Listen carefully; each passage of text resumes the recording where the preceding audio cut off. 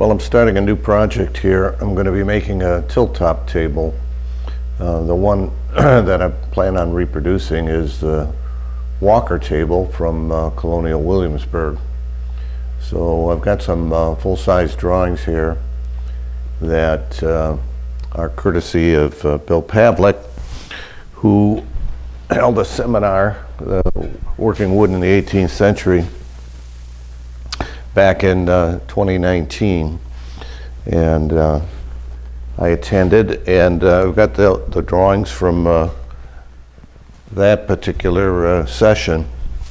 Also, I've got this book on making a pie crust table from Tom Heller and Ron Clarkson, and it's an excellent book, and it shows you some of what he did to create a really nice tilt-top table. So this is the Walker table, and that's what we're going to be doing. So I've done a couple things to get started on the Walker table.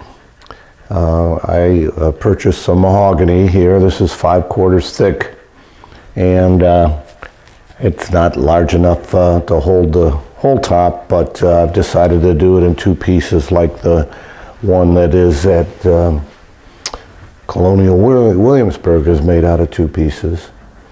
So this looks like a pretty good grain match here. I drew the circle, which is 32 inches round. I need 30, but just to be on the safe side, of course. So I've got to mill this down, flatten the boards, mill it to 7/8, and then glue it together, and then we'll be ready to start working on the top. But that's quite a ways away yet. But I wanted to make sure that I had all the material that I need, so we'll get to that soon. I also purchased 16/4 and 12/4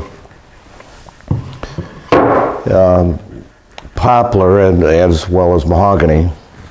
And what I'm going to do, I laid out the post here on a template, and I'm going to turn this. Now, I don't own a lathe anymore, so I'm going to go over David Fiola's house and borrow his lathe and turn a couple practice posts, or at least one, before I start messing with the good mahogany.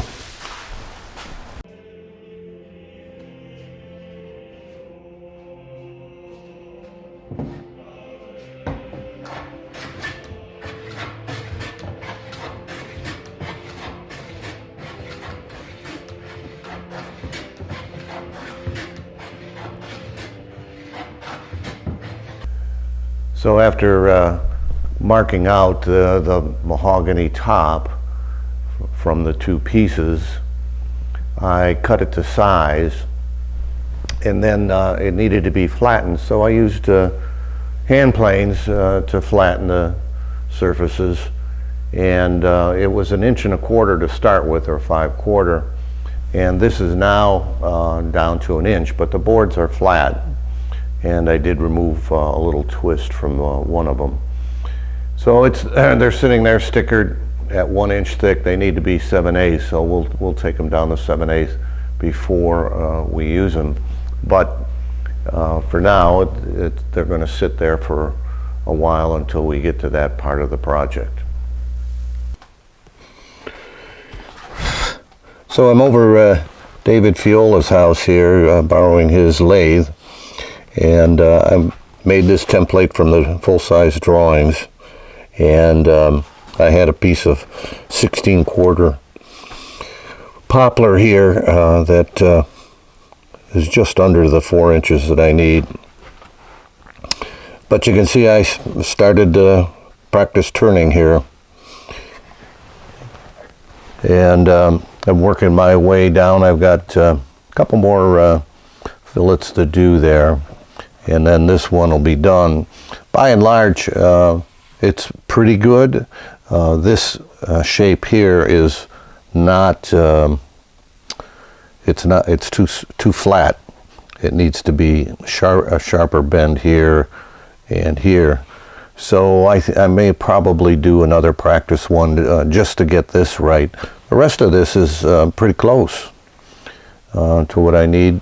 Obviously, extra long, 1.5 inch there, that will be cut off. And I left a small 3/4 inch stub on this end because I haven't decided yet whether or not I'm going to use a router to route out the dovetails that are needed for the legs, or do it by hand.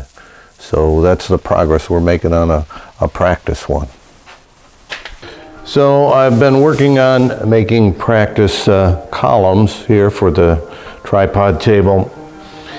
And I made a drawing or template out of the full-size drawing and put the dimensions on there.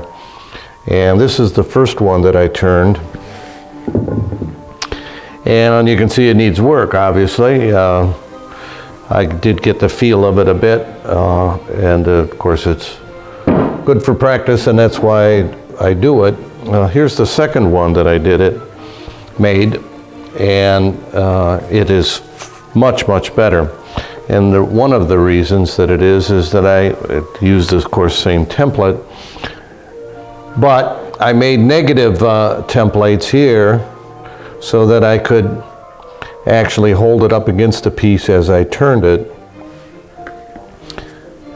like so, to actually get the shapes and dimensions. Dimensions are pretty easy to get with the calipers. So I think I'm ready to turn this column out of the mahogany. So that's what I'm going to do on Monday. What I'm doing, of course, over Dave Fiola's house because I don't have a lathe. So that'll get that underway. This practice piece, and I could use that one too for that matter, is to practice putting the dovetail, sliding dovetail grooves that have to go in the bottom here for the 3 legs.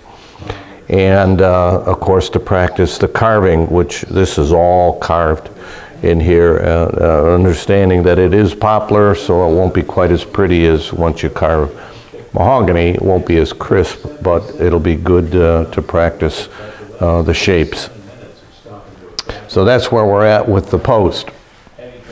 Well, I'm cleaning it up here with a little 150 grit sandpaper. Sorry about the audio on the last clip. What I was trying to say over the lathe was that I was sanding it while it was still on the lathe with a little bit, and it came out very well. And so we're going to put this aside until we're ready to carve or cut in the dovetails onto the base. So the next thing we're going to work on is the legs.